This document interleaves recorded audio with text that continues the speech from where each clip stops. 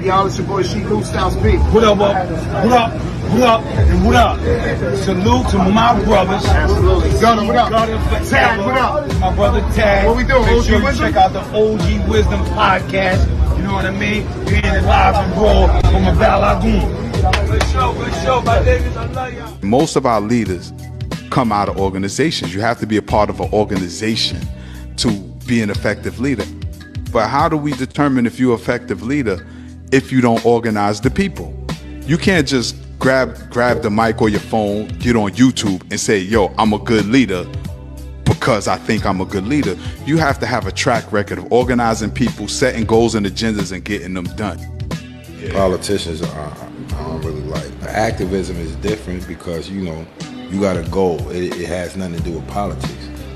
When you are activist, you know, it's for your people. Make sure y'all get ready to tune in to my brother, my big brother, C Gutter and Tad, new podcast, OG Wisdom. Better tune in to that. A lot of jewels, a lot of knowledge, a lot of lifestyle, a lot of street talk, a lot of hood tales, real stories. Check it out. OG Wisdom, Tad, C Gutter.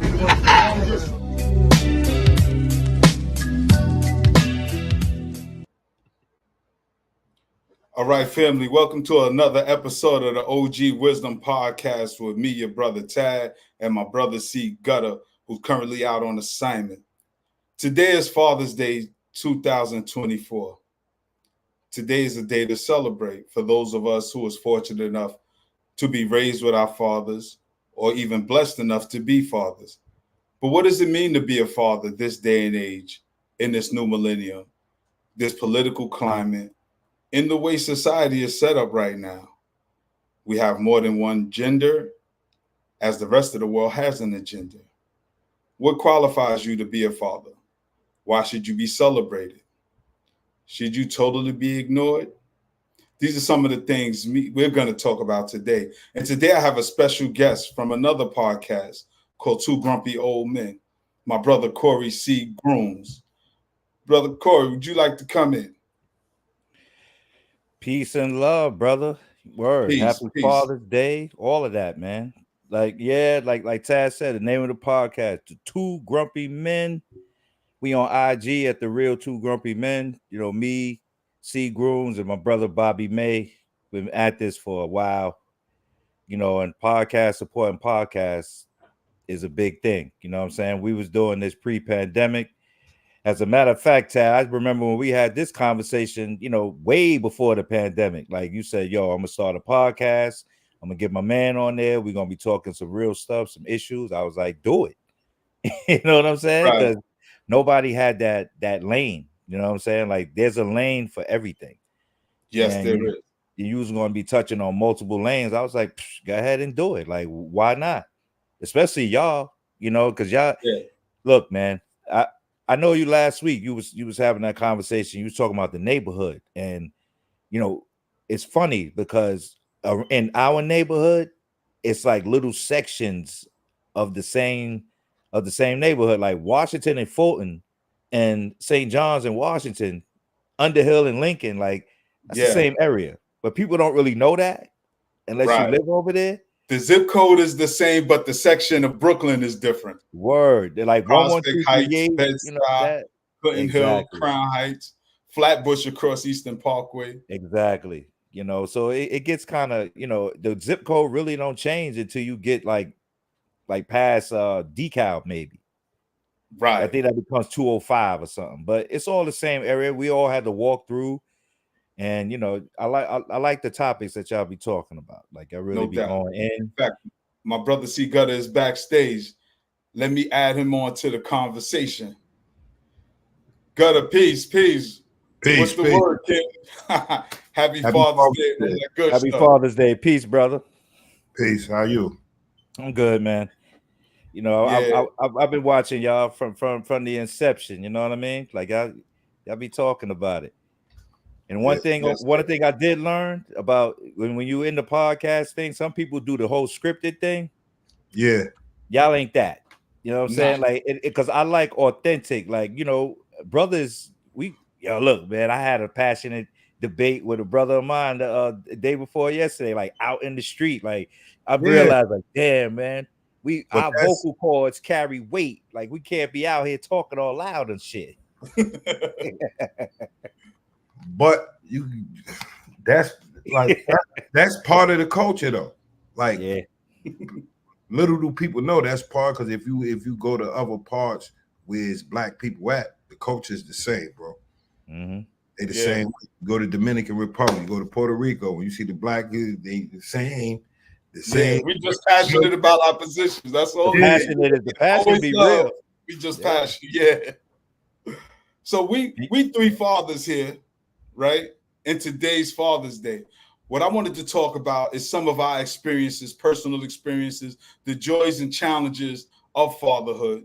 You know, Corey, are any of your children adults now? Nah, but they act like it, you know. I got a 14-year-old, you know, my oldest is 14, my daughter's gonna be 11, and my youngest is gonna be 8. So I'm gonna tell you something. The way that they learning, like they learning things a little quicker, they just can't process the way that we did. We was taught how to process and have conflict resolution skills, but they got the technology down pat. Like they knew how to maneuver on all this stuff, you know, when they was like 5, 6 years old. We was still like reading in books. They on the ebook game. They know technology. Like, we do too, because we was the test dummies for it. But you know, they think they grown, especially the 14-year-old. You know, he be recycling slang, and I'll be like, yo, we used to say that when I was like 12, man. Yo, he this think is you're the an new old language. head? Yeah, he think he an old head. Like, no, do he think you an old head? Nah, I don't. You know what? In order for me to be an old head, really, technically, in their language, I would have to be out of the loop. You know what I mean? Like, I don't know nothing. Right. So I let them know, like, look, man, I was one of the inventors of your genre. Like, y'all wouldn't have no language if y'all didn't have something to copy from. You know, so that's why I put them up on hip hop, you know, took them back to the beginning, you know, did a little class with them, verse, you know, line by line, you know, messed them up, made them learn how to actually do reading comprehension by listening. You know, what was he talking about? You know, Nas, Biggie, whoever. Like that's what I've been doing with him for the past year and a half. I like, you know, we ain't have a lot of little this and little that. Like we had grown rappers. Little nobody. We had grown rappers. So Corey, when you first found out you was gonna be a father, how old was you and how did that affect you? Oh man, you know what? I ain't gonna lie. Like I was a unicorn in the game. Like I didn't become a father till I was 40. You know what I'm saying? So oh wow, yeah. Yeah, so it's a little different. I'm talking about I was the uncle to a lot of my brothers. Like my brothers, like my fam, they got 25 and 30-year-olds right now. You know what I'm saying? Like, yeah, I'm Uncle C and they like 30. You know what I mean? So it was different for me. It was I don't know, man. I was ready for it, I guess, you know, at the time, like mentally. But when I had my first child, like I delivered them at home. So it was different, man. Like took him to the hospital like after and all of that. Yeah, if you ever witnessed it, you know, anybody, if you witnessed it like that. My nephew, my mother was a nurse midwife. So so there you go. Because my nephew Omari was born in the crib, in my crib on 118 St. James Place. And it was born right on the couch. I'm right there. Yo, we had a midwife and all of that. Like son was born in the living room. We had the little blow up swimming pool, basically, you know. Yeah, came out in the water, took like yo, it was a little different. I birthed all my kids. Like one was in the minivan and then one was in the house. So I don't know anything else. I just know that it's a different feeling. It's hard to explain. Like what they show you on TV, yo, that's all fluff. Like it ain't even half of that. Nowhere near that. It's really nowhere near that. Like, cause just to see when the child comes out and you know, the umbilical cord is still there. Then you got to wait for EMS to come. It's not like in the hospital, like they all right there. They ready to cut and slice, but you got to wait for people to come. You know, I had Jake came in the crib. He wanted to take credit for helping to deliver. I'm like, yo, dude, I was in the hospital. You know how you up. And I ain't flip on him, but I was like, Yo, don't be trying to tell your captain that you helped me give. No, stop it, man. He was shook. He was standing outside the bedroom. He was like, yo, I said, yo, pass me some towels, man. Yo, you standing there like you in the house. Call Jake. For those who don't know, Jake is police. We call police Jake. I know, right? Yeah, they probably got Brooklyn a new name slang. now, right? Brooklyn slang. Jake the Snake. Brooklyn slang for real. Like Poe, yeah, Poe 9. Like, it doesn't change a few names, but yeah, right. We The know kids what call it it 12 now. It's 12. Yeah, the kids call them 12 now. 12. Okay. Yeah, they got that from the South. That's a down South slang. Yeah, because I never heard of 12. We call them 5. You know, they just adopt. You know, we in a different age now, so slang will just go into the ether from anywhere and become popular. Right. You know what I'm saying? Especially it depends on who, like an artist. All it takes is a rapper to say it, popular rapper to say it, and the kids gonna repeat it. Yeah. So Gutto, how old were you when you first became a father? Or you found out you was going to be a father? 19, getting ready to turn 20. Okay. I was wild. I was like, my situation was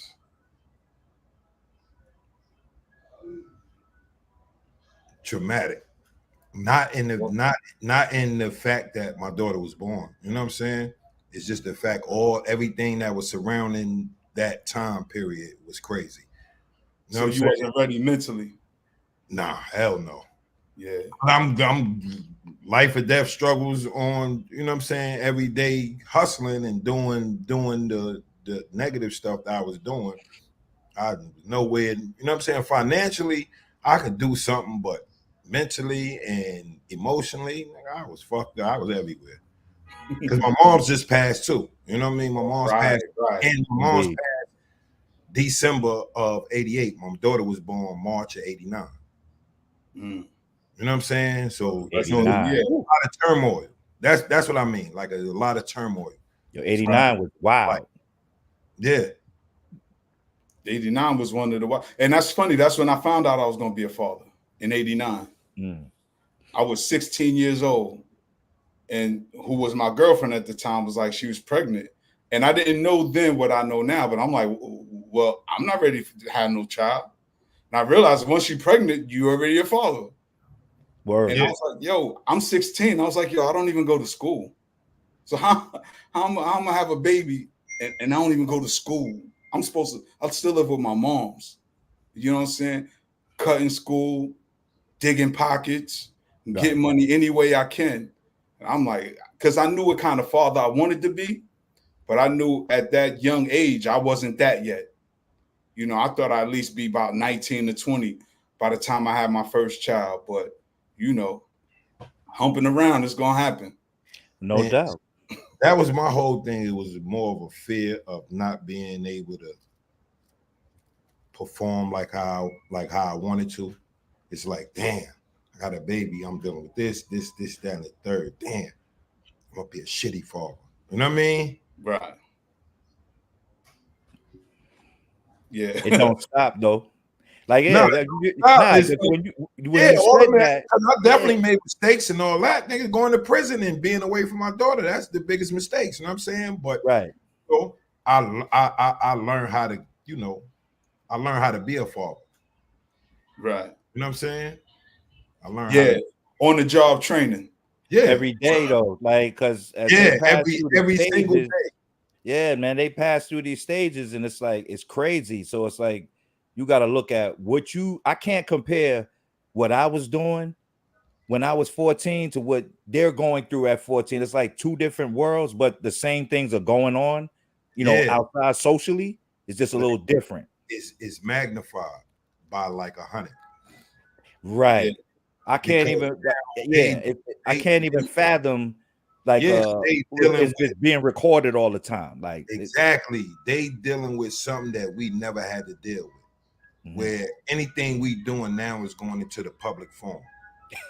Right. Everything. Like in the argument in school, it's going on Facebook, you know what I mean? Or TikTok or whatever. You know what I mean? They get into these little petty joints. They might be friends to get into petty something and turn into something way different.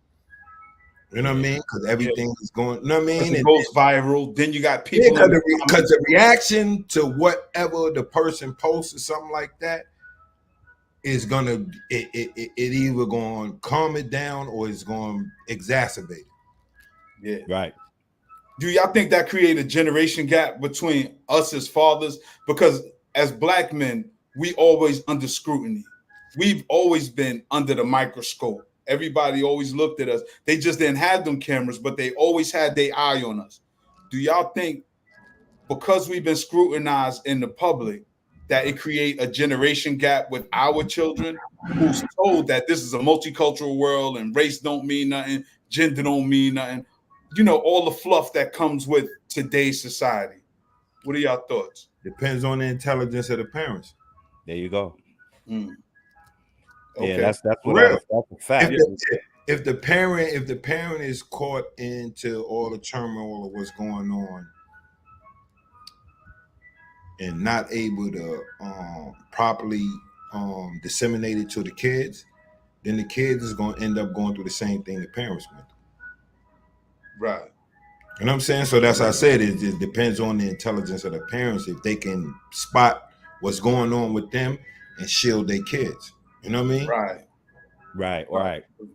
Or even, you know, I think that was an interesting word because I use that in the house a lot, right? Shield versus protect versus informing. You know what I mean? Like, cause when I send them out on their own to do something, go to the store or whatever, I'm like, yo, I can't shield you from everything. So you need to know how to provide for yourself while you out there, meaning you know what you're doing, pay attention, and you got to stay out your own. You got this little bubble around you. Like, yo, you gotta use your peripheral vision. Like this, you got to come out that bubble from time to time. Come out the bubble. Yeah, I mean, you know, you're gonna be in your phone, like y'all looking down, but look around. Like there's people out here, like living and breathing people. You know, before you do anything, before you look into the phone, look around into your surroundings first, and periodically keep doing that. Yeah, you know. Yeah, it's that's what they call it. They catch you slipping. Yeah. When I was raising my kids, right, when they became teenagers, that was our joint. Now you we said catch you slipping. What? Oh, it's lacking. Yeah, right? Now it's lacking. Yeah, lacking. It makes sense. Lacking. YouTube, right? It's the same thing. It's the same thing. But like I said, these come from different regions. You know what I'm saying? The lacking come from a different region and just came popular, and then it get transported. That's why I say with the digital age, all our slang from back in the day stayed where it was at. Right now, it gets spreaded around because of YouTube, the internet age. Yeah, the internet era and all of that. Like, you know, you still got certain colloquial things because you know we got certain shit that we say down our way that dudes don't even know what the fuck we be saying. You understand what I'm saying? Right, like right. we call like lame game. It then transformed lame game. Like we calling somebody, yeah, that's lame game. It went from lame game to LG to projects. You know what I'm saying? Yeah. To a dude that said he was from LG named Marcus. And his phrase was on the joint and it was funny. And my little brother started saying it. Everybody started saying it. You know what I'm saying? So now, dude to be like, instead of saying that's lame game or LG, man, that's Marcus. That's his. right. So indeed, you still gonna have the local joint, but certain joints is just that's part of the information age. Yeah, we got to always make it connect to the children. Or as fathers raising the children, one of the things we used to do with YouTube is before it became popular and everything was viral, I would show them things that I knew from books and would always say people are under the spell because there's so much misinformation out there. And my children always know me for reading. So we would critique videos and just be like, they under the spell. Like the ignorance that was rising on the internet. Remember at one point you couldn't post just anything on YouTube. You kind of monitored it. If it was too violent, it's not going up there. Now you can pretty much put up almost anything. You can't say anything, but a lot of visuals you can put up there. And these were conversations we had at home to have that discernment. You can't play somebody else's shit because it's going to be copyright infringement. Right. Especially for monetization. Yeah. That's what I'm saying. But you can say the N-word a million times. We can. Right. You know what I'm saying? Right. Somebody else said, you know what I'm saying? Somebody else said it's cool, but we can't say it. You know what I'm saying? We'll get Right. demonetized. That's a fact. It's just a funny, it's just a funny joint. Just from me watching, you know, since I've been home, for me taking the YouTube, the internet space in, you just see the same shit is going on. Mm-hmm. Yeah. The same Controlling tactic, young people's minds. and it ain't even motherfuckers from over here. So Right. you know this is a worldwide phenomenon, the white supremacy shit, and it don't people ain't got to be white. Right. Yeah. We do it too. Let me ask y'all, because we talk about fatherhood today. We got grifters all over. Word. Word up. What's some of y'all some of the best memories y'all have? It don't have to be the best, because I know it's a bunch of, but what's the best memories y'all have as being fathers? As being father, mine, because I had limited time due to, you know, incarceration, but get my daughter on the weekend. You know Just that quality time, right? Yeah, you go out, then her asking me questions and shit like this. Her really asking me questions about family and because she like my daughter as well as like your kids know you read a lot. My daughter knew I read a lot, so she would ask me questions and shit like that, or ask me something about my mother or something, because you know my mother passed away before my daughter was born. Right. So she would ask me about my mother, just little discussions like that. That was my the best time, right? Yeah. Her just really wanting to get to know you. Yeah. Right. Not what nobody say, but my dad told me this, and her experience with you. Exactly. Her just talking to me, and then just catching her. We would be in the car, just catching her little ass singing in the back seat, which ain't nobody hearing her, and she full on. You know what I'm saying? Yeah. So just shit like that. You know what I mean? Yeah. True. That's all. When you say that, it made me think of my baby Kayla. I always felt good. I could hear her in the next room singing. And when you hear a child singing, you know their spirit is happy. They comfortable. They good. So I know exactly what you mean when the child singing. Corey, what's one of your joyous memories? I'm gonna go along the lines of like gutter, you know, like when my oldest, like I had him now full time for the past 4 years. But when I used to have to do the weekend visit thing, you know, he used to come over every other weekend, and then it just started being like he was there like 3 weekends, you know, where, you know, my ex-wife now at the time, you know, she would just utilize the fact that I wanted to spend time with him and take advantage of it, but not knowing that, well, I want him anyway. So we Right. just, you know, starting to, you know, build and get to know him.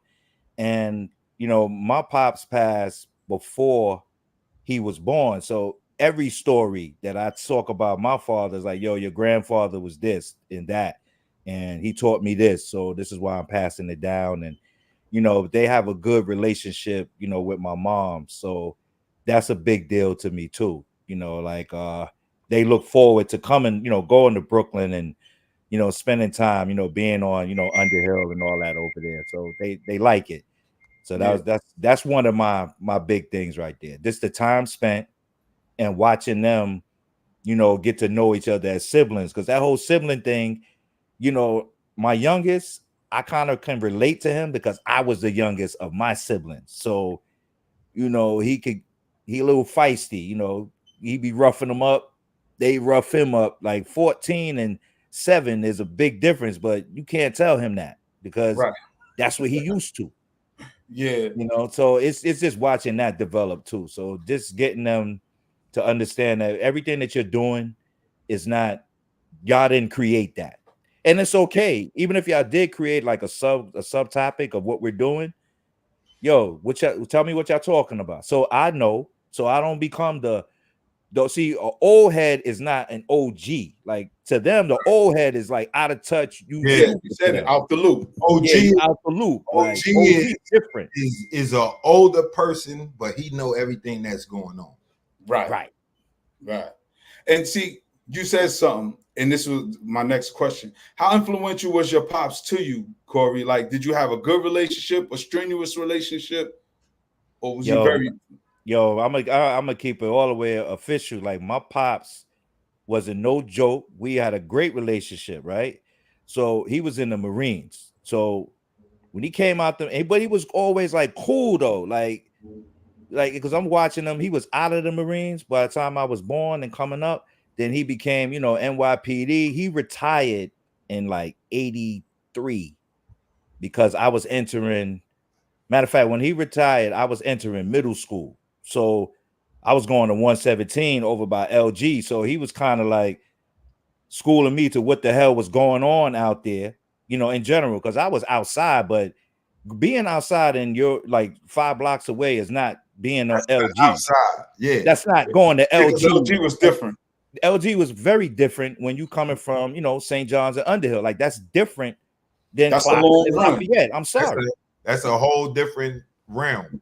In 1982. Listen, that's even coming from our block. Yeah. Right. Even coming from St. James, or you going to LG, you going into the Thunderdome. Yeah. Word. I'm gonna tell you something. It's like this. It's you a little nigga, but it's mad little niggas over there because they in the projects. And they all Right. so they gonna whoop your ass, you know what I'm saying, with no questions asked because you ain't from over there. So you be prepared, you know what I'm saying? So that's how that was the environment at those times. You know what I'm saying? You go by any projects, you in for prepared. You know what I'm saying? Yeah. Or like, perfect example. You from St. John's on the Hill, going Franklin Avenue. Same difference. 1,000. It was my grandmother lived on Lincoln between Clawson and Franklin. Oh yeah. Okay. You know what I'm saying? So F.A. Rock was That was real. That was I'm real. about to say that was a real thing. Yeah, bunch of young, like from young to teenagers to grown men, bro. Deep on Franklin Avenue every single day. Yeah. And Franklin looks so different now. Yeah, I don't even recognize Franklin, Man, but hey, little white bars, cut through buildings. It's a open area. Like, oh wow, okay, I see what y'all doing. But we still here, But yeah, my pops definitely was. He was definitely on my back, but rightfully so, because at 13, 14, you feel like you coming of age. You feel like you could say certain things, and pops was like, "Nah, you can't." Right. put the grown man hand in your chest. Let you know, like, I ain't gonna even punch you. I'm gonna just smack you with my open palm. I had uncles, so even when my pops wasn't around, my uncles they put you in your place. Older cousins will put you in your place, and then don't let your moms go upside your head or something like that. Because I'm like, well, if you with my pops, right, then you ain't all the way there neither. Moms she was smart, knew the game, but I was more afraid of my moms at times than my pops. My pops was cool on some. He hit me in the dome. He want to talk to you, see where your head is at. My mom's is like, yo, I taught you better. To know how to respect these women out here. Watch your ass, and don't be getting nobody pregnant because like she broke it down why, but try to teach you how to be a man, but from the woman's point of view. And my pops was showing me how to be a man, period. But protect your stuff out here. Don't be willing to die for material things and things of that nature. But I was kind of hard-headed in that regard. I was like, yo, you're not taking my stuff. I don't give a shit who you are. And then I have points of, there was points that I felt like we call them safe zones. So it's like, if I'm coming from my block and I got to go to DeKalb and Clawson, by the time I get to Washington and Fulton over there, that area, I'm good. Because I say, like, these guys is kind of like me. I felt that. You know what I mean? So it was, even though I ain't know half of the cats, but I did. There was people that lived in my building that was from over there. So that connection was right there. So I felt safe. As crazy as that sounds, you feel safe in that neighborhood, but it is what it is. It was safe for me. Now know where you go and you feel at ease. You're not tense. That's what it is. It's not. It's you're not as tense in one area as you are in another. Because you know when you go here, everybody is like foreign, Right. and you're foreign to them. You're foreign. Right. So they treating you as such. Right. And Yeah. one wrong stare, word, or anything, it's going down. I Yeah. think I have family in various parts of, I guess we would call that the ghetto. Like I have family in pink houses, so I have family in Brownsville. My grandmother had a laundromat on Sutter in East New York. So the hood was the hood to me, you know. Right. But you felt Mind your safer business. over there. Sometimes, yeah, sometimes. It's like this. The familiarity is what it is. When you familiar with even if you don't know people, you see them all the time and they speaking to you and all blah blah blah blah blah. You know, I'm relatively good here. You know what I'm saying? When I pass through, I'm good. I can get to where I'm going. Right. Exactly. Then you get to them spots where everybody's staring at you the whole block. You know, in the sun, especially the summertime, where everybody and all that, everybody outside, and you getting stared down the whole block. Gutter, let me tell you a funny story real quick out in Park Hill. This was years ago. And I had the thing on me. I was probably like 19, 20. I've been going to Park Hill for forever, probably before Duke even moved there. But to your point, I'm walking through and it's everybody outside this one particular day. Somebody said, yo, it's not what you think.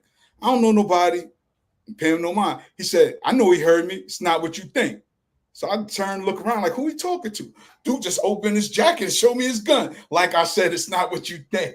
I had to laugh because I said, now I'm 19, 20. I'm still stupid, but I'm not dumb.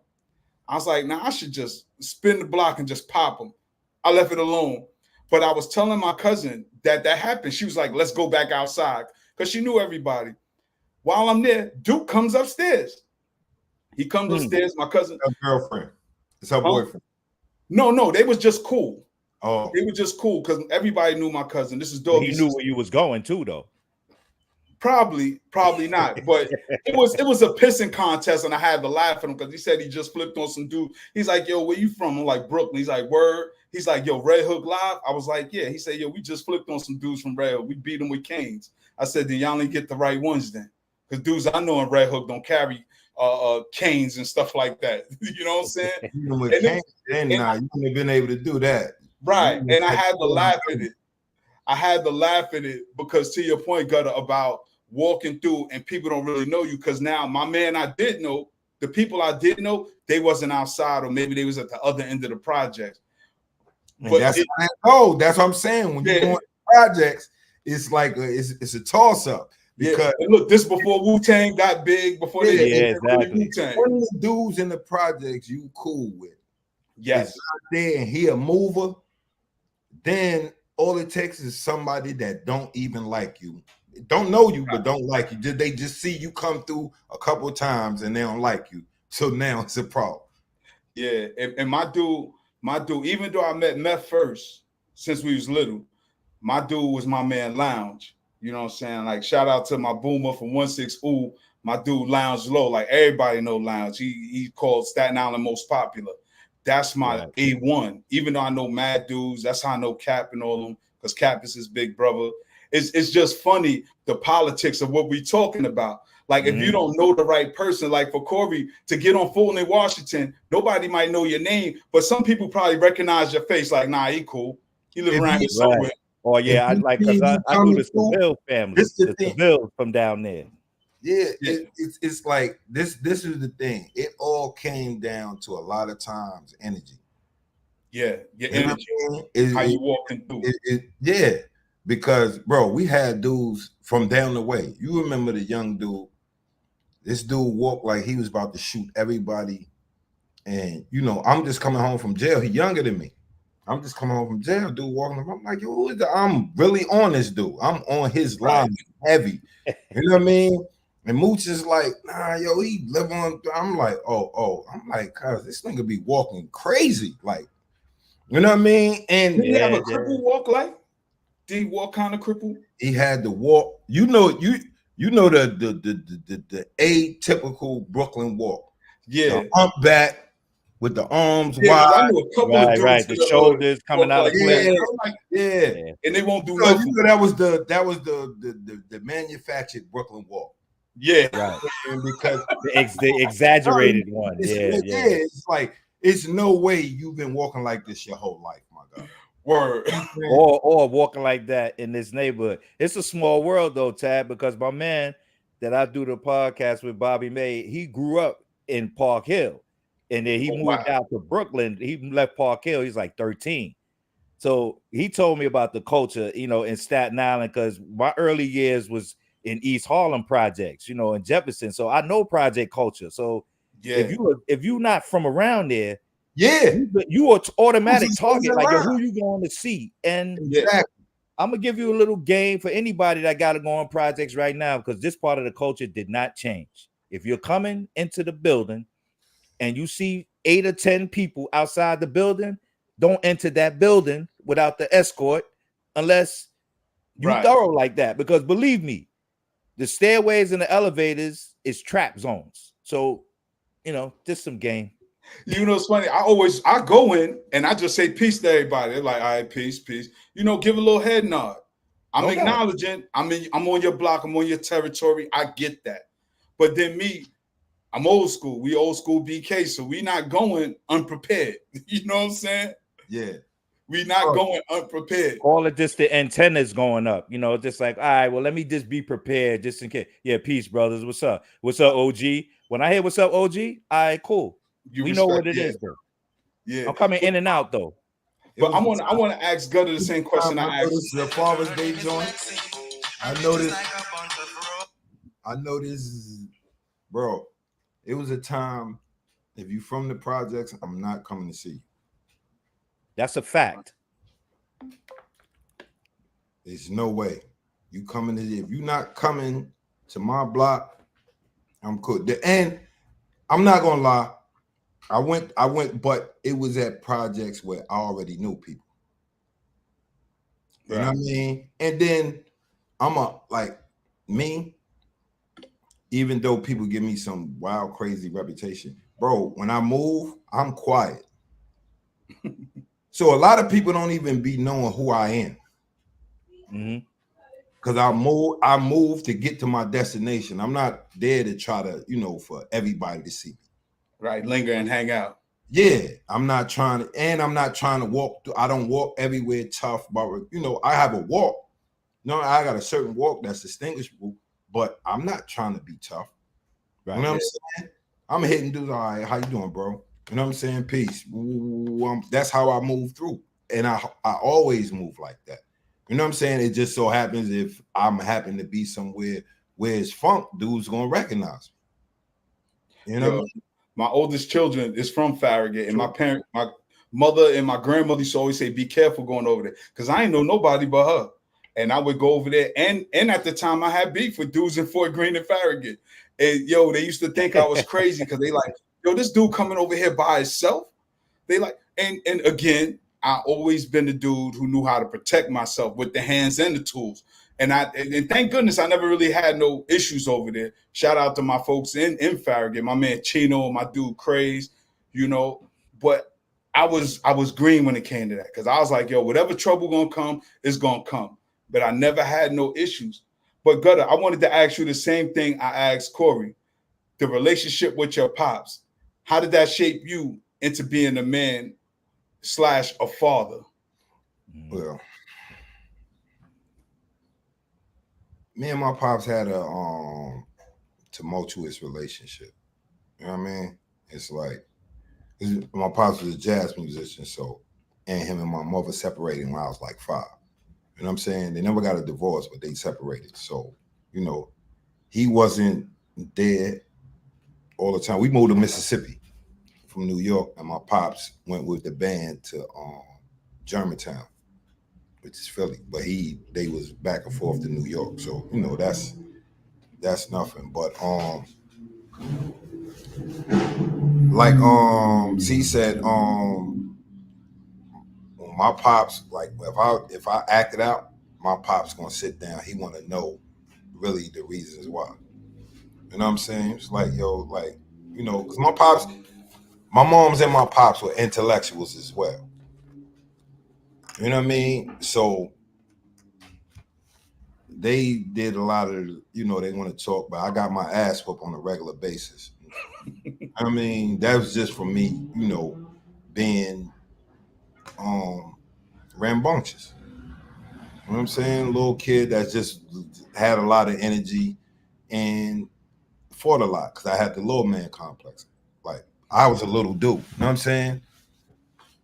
Yeah. Like I really, so, you know, with my pops, like I looked up to my pops, and my pops was a jazz musician and he was a martial artist. You know what I'm saying? So I used to see him. Y'all remember the African Street Festival at Boys High, right? High, Yeah, definitely. He used to be doing the demonstrations with that because I used to come up every summer.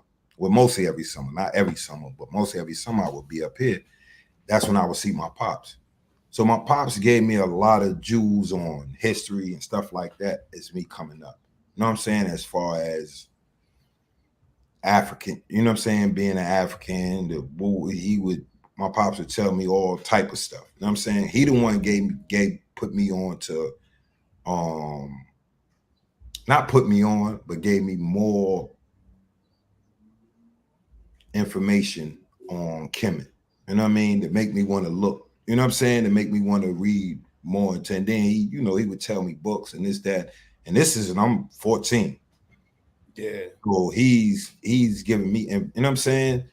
And I was always good in a good student anyway. You know what I mean? So just that, and then the strength, like you could, like the aura, Yeah. like you could, you know what I'm saying? Like you know who you seeing when you see my pops. Right. Yeah. Did any of y'all have relationships with your father's father? I saw my grandpops a few times. Yeah. Before he passed. You know what I'm saying? Because we ain't get to visit that much with my grandpops. You know Where's your grandpops live, Gutter? Like when he was older, he was staying in Connecticut. Okay. Stayed in New Haven. Okay. True. You know what I'm saying? Remember I was telling you my grandmother before, like she had I think my uncle. This is all a little family history. I was learning like from other family members, but she had to go into asylum. Oh wow. Yeah, because she had the postpartum joint. Right. One of my uncles or something like that. You know what I mean? And she was working for FDR. Wow. So that's how I think they like all the shit in New Haven and all that. You know what I mean? So Corey, you knew your father's father? Yeah, I met him like I was a little older. I was probably about maybe 12. You know, my pops, he lived, and ironically, he lived on St. Mark's in Washington. I'm a And block from you. like literally, like St. Mark's in Washington. Like so he told me one day we was coming home from I think he was coming from Fulton. We was coming from Fulton, and we walked by. He's like, "Yo, I'm gonna take you to see your grandfather." I was like, "Where?" He was like, "Over here." Like, because their relationship was kind of, I'm not gonna say it wasn't great. It wasn't bad, but it had its moments. You know what I'm saying? It was strained a little. But he said, "I need you to know him, so I'm gonna take you over there." So he took me to see him, and I was like, "Oh shit," like, to know that he was there the whole time, because at that point we was living in a neighborhood probably about 6 years, so I hadn't even been over there. I didn't know he was right there. But Pops figured, well, you about 12. Let me take you to meet him till you could form your own relationship. Now he passed a few years later, so it was kind of good that he did that before he left here. But I never built the relationship with him.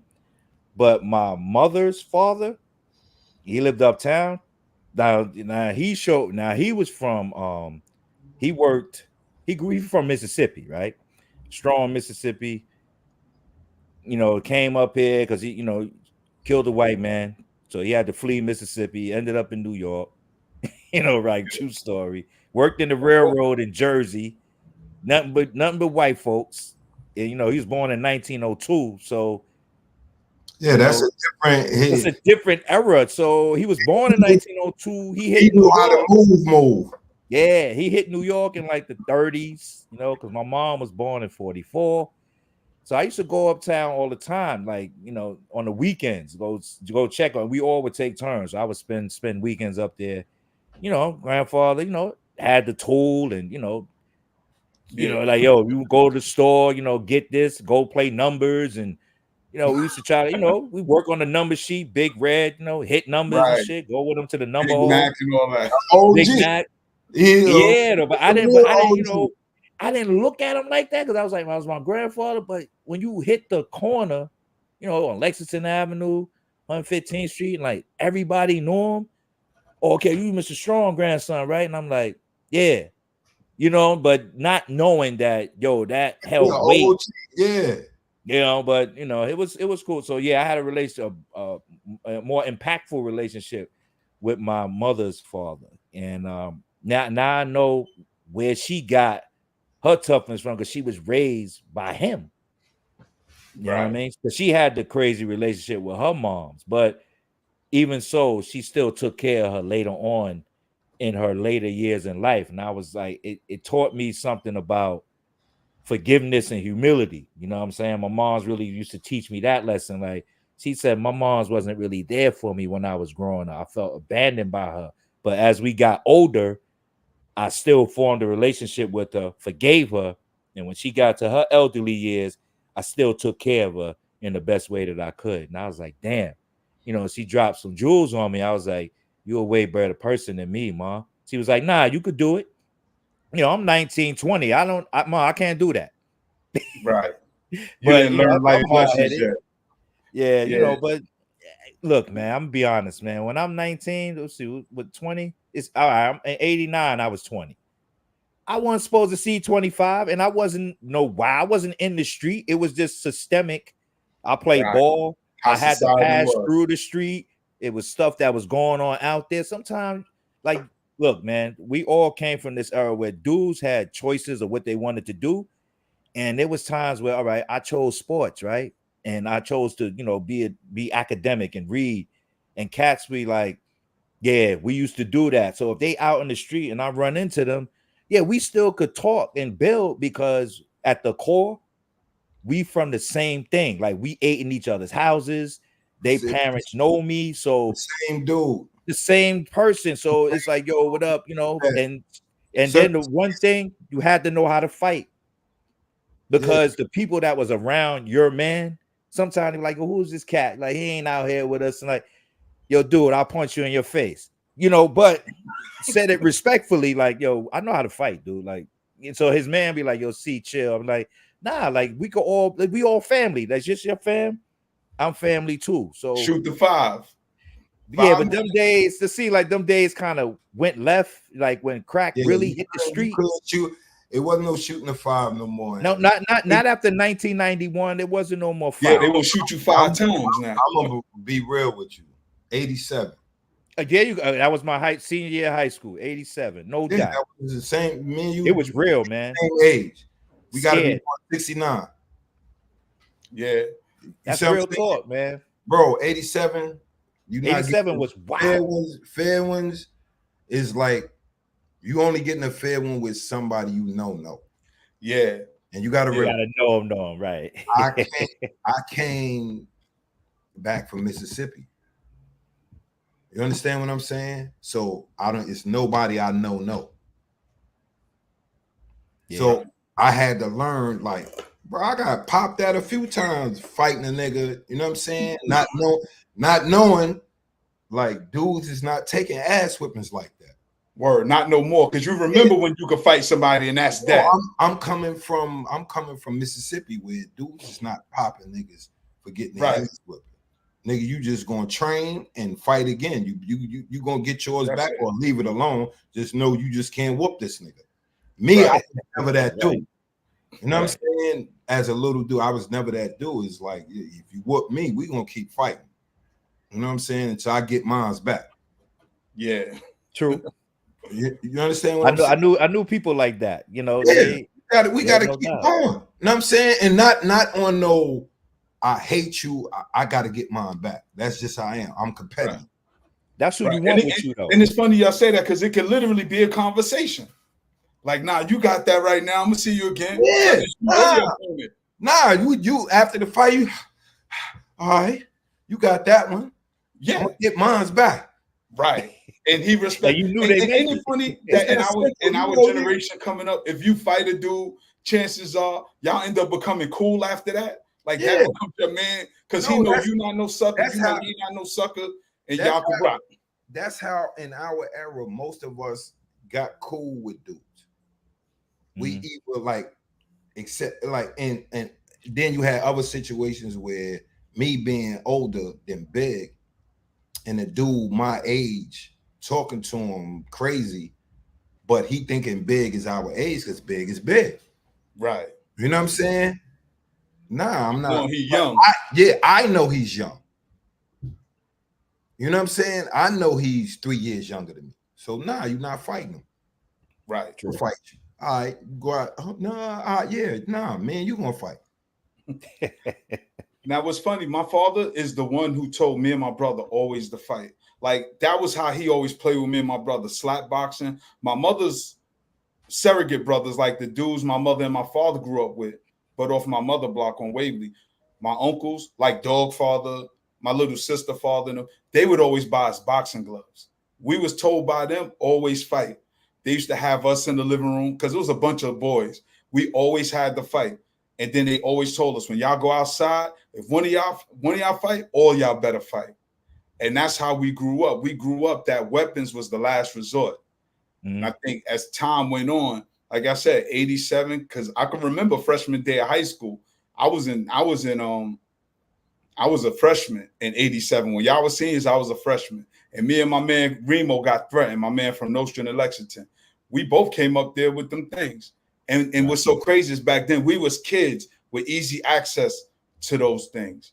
But I'm gonna tell you this, and I went to Prospect Heights, 86, my nigga. They put in the metal detectors. You know what we was doing? We was going on the side with Clara Barton.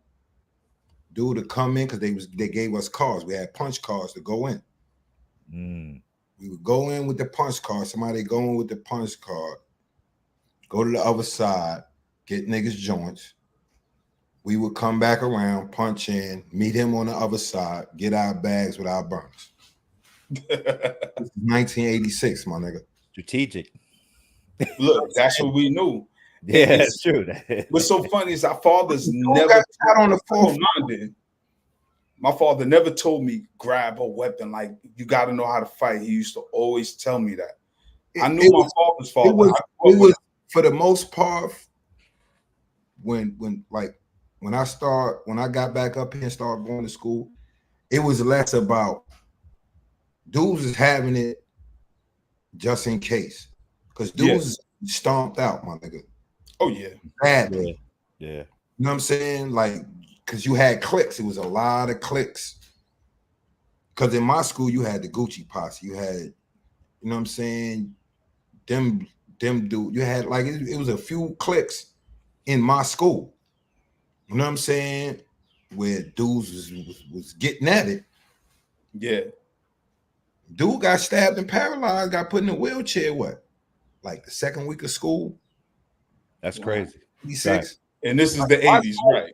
Yeah, my school was the worst school, like 86, the worst school in Brooklyn. I could believe it. You know what I'm saying? I could believe it. So yeah, it was crazy. So a lot of times when a lot of us, because I was a dude that like him, I played sports. You know, Tad, I was an athlete, bro. Yeah. Mm-hmm. Yeah, y'all basketball dudes. You know, you pass through the streets, but you know, you stop, you talk, but you know, the older heads. I'm going to play ball. Yeah. They before like, but this is the only thing, like with me.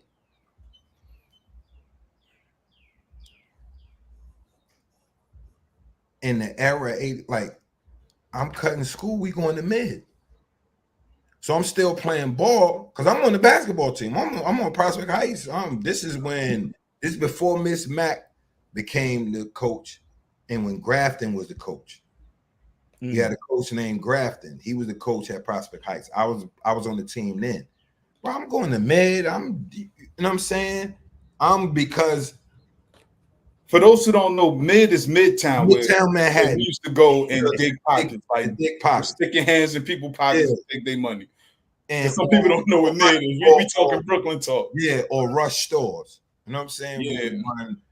We close Herman's, not just me, but you know. Wow. Yeah. Young boys in New York, we close Herman's. Yeah. You know what I'm saying? We closed a few joints. So keeping in with Father's Day, right? Because I don't want to go too far because it's funny. Hopefully our children get to see this like, wow, I didn't know my father was like that. Right? Because kids think they the first ones. Well, my daughter know. Yeah. She was acting out when I was, you know what I'm saying? I was like, yo, you not me. Like, yeah. What's some of the biggest challenges y'all had with being a father?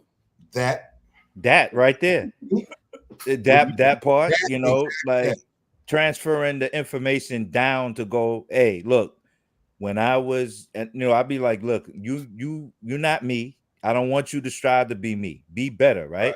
So, but understand that the environment that I had to learn under, like when I was going to school, like people was getting their sneakers taken. They was getting their coats taken. Facts. Like, you know, like when you come out from, I come out from basketball practice, you talking 82, 83 over by LG. Like I had to start walking, had the orange box cutter in my bag. I didn't want to use it, but I had it in case I had to. Exactly. I mean, because you can't be caught out there like that, because back then it was more knives. Like if somebody had a gun, I looked at you. Definitely giving it up. If you going, it's two choices. That's when my pops was really talking to me about, yo, your decision making gotta be better. You know, because one day, which is crazy, and I tell my son, don't ever do no stupid shit like this. Like, dude, bro, I knew the guy from a neighborhood stick-up kid. You know, he lived in the neighborhood, but he was on that shit. He was on crack. You know, I knew who he was. I had, you know, the 3-finger ring on. I mean, I don't floss. I just had it on. So he walked up on me and he was like, yo, give me the ring. And I was like, what? So he pulls out, you know, like, yo, I want the ring. And I was like, yo, stay right there. So I jogged down the block. I'm looking at him. I'm like, all right, he ain't shoot yet. I run in my building. I go upstairs. I tell my pops. He's like, yo, what I told you about that stupid shit. He could have just shot you from blah, blah, blah. I said, well, I'm not giving it up. He said, well, now we looking out the window because he hang with the older guys that's from the neighborhood. So we go outside. I said, yo, there you go right there. So, you know, Pops being Pops, he go downstairs. He let put the thing in his back, took him in the store. Then the old heads that were my old heads, they know who my Pops is. Like, yo, what's up? What's going on? Like, yo, he pulled out a gun on my son. So, you know, long story short, you know, dude got fucked up. He got taken in the mansion. He got fucked up. If you don't know what the mansion is, that's on Lincoln and Underhill, big ass building. I know, you know, you come out on St. John's or Lincoln, right? Yeah, you know. So, but that's when I knew that it was kind of scary. Like, a person that I've seen every day could be on that shit and could pull out firearm and be like, "Yo, run your shit." And I'm like, "Nah, not me. I can't do that." But Pops is like, "Yo, you could have been laid down on the ground over a bullshit ass ring that's not even real gold. That shit 14 karat gold. Like, this disrespected the shit altogether. Like, hey, look at this shit. I can melt this shit down. They won't even give me 10 cents for this shit." I was like, wow, okay, damn, Pops. You know, you thinking you cool, 14, 15. That's what I try to transfer down to my kids. Reality. He gave me the reality, and I'm trying to tell them. Pops will always bring you to reality. So I try to get that to my son, like, yo, listen, man, that material shit, don't worry about that. But one thing you need to do, you got to stand up for yourself. It's going to be fight or flight. Now, if it's 5 and 10 dudes out there, if you ain't built to fight all 5 and 10 dudes, then your ass need to get the trekking, start running. You know, but if it's one dude and you feel like you could, then fight. I don't care. I'm never going to be mad at you for fighting. So Right. that's the thing that it's tough to push through for Yeah. this generation, because everything is on social media too. Like they clown each other. It's like I didn't go through that, Yeah. so That's what that's I, the I feel like they're going through a good time with a lot of surveillance, and I'm like, yo, nobody's trying to take your coat, so you good. Nobody ain't asking you what size sneaker you wear. You straight. word. They just, they might clown you for your footwear. That's just snapping. We grew up on that. Pull Yeah. your socks up. You had high waters on and shit like Yeah. that. Like Yeah. that's, I mean, that's what it is. That's the hardest part. Just transferring what used to be with what is and making it relatable so they can understand that everything is going on. It's the same. It's just y'all taking it it's going in a different direction because Yeah, the agenda is real. like I said earlier, it's magnified. Very much so. Magnified, and they especially with us, they're gonna magnify the negative. Yep. You know what I'm saying? So when we talking to our, because I got grandkids now. You know what I'm saying? So when I'm talking to my granddaughter's 14. You know what I mean? She just turned 14. So just be aware of, everything is magnified. You know what I'm saying? So you still gotta put yourself in reality. You can't get caught up in all the internet stuff. That shit ain't gonna do nothing but fuck your head up. You got grown men going crazy on this shit. Yeah. I got a question for both of y'all because y'all both grandfathers, right? Y'all got that title. You know what I mean? Whether you feel like one or not is, it doesn't matter. But Yeah. I feel now being a grandparent, great grandfather away my as I body. say, like some of your great grandfather. So this is what I'm saying now, because I had a conversation with my mother about this. I'm like, with my children, the grandmother, and her role is that I'm not saying she give them everything, but they don't go without nothing. They could get whatever, whenever they want. They get a lot of passes in comparison to what I felt like I was getting. Do you find yourself doing that with your grandchildren? Because you know how you came up, right? Nah, Do you give your grandchildren passes? You get them everything, or not at all. Okay. Nah, not me. I roll with my daughter. You roll with your daughter. Okay, that's okay. I like that. You know what I'm saying? I roll with my daughter. You tell me she been messing up, you don't ask me for nothing.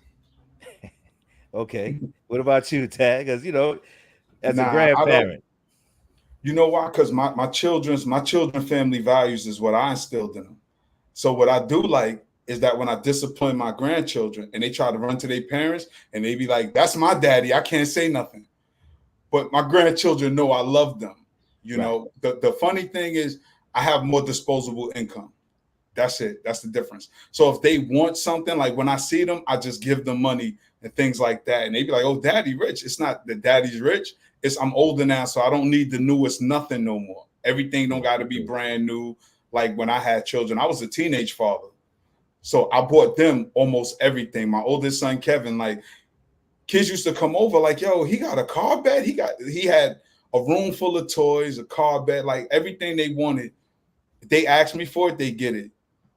My children, my daughter Tati, she would be like, "Daddy, can I have a new bike?" "Yeah, I got it." She got a new bike. She want Nintendo 64. Whatever you want, I'm gonna get it for you. Right.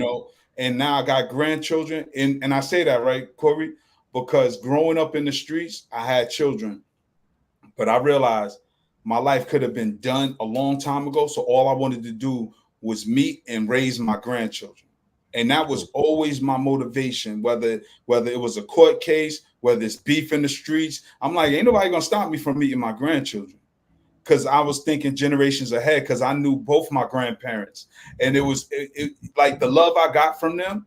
Because when you're a grandparent, you get to be a parent again, but you know even more now. Okay. Yeah, true. You're a parent, this is an on-the-job training.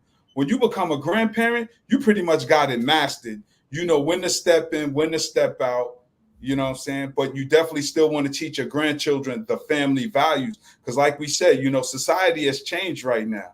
They'll have our sons thinking they women and having our little girls thinking they could grow up to be men. And that's furthest from the truth.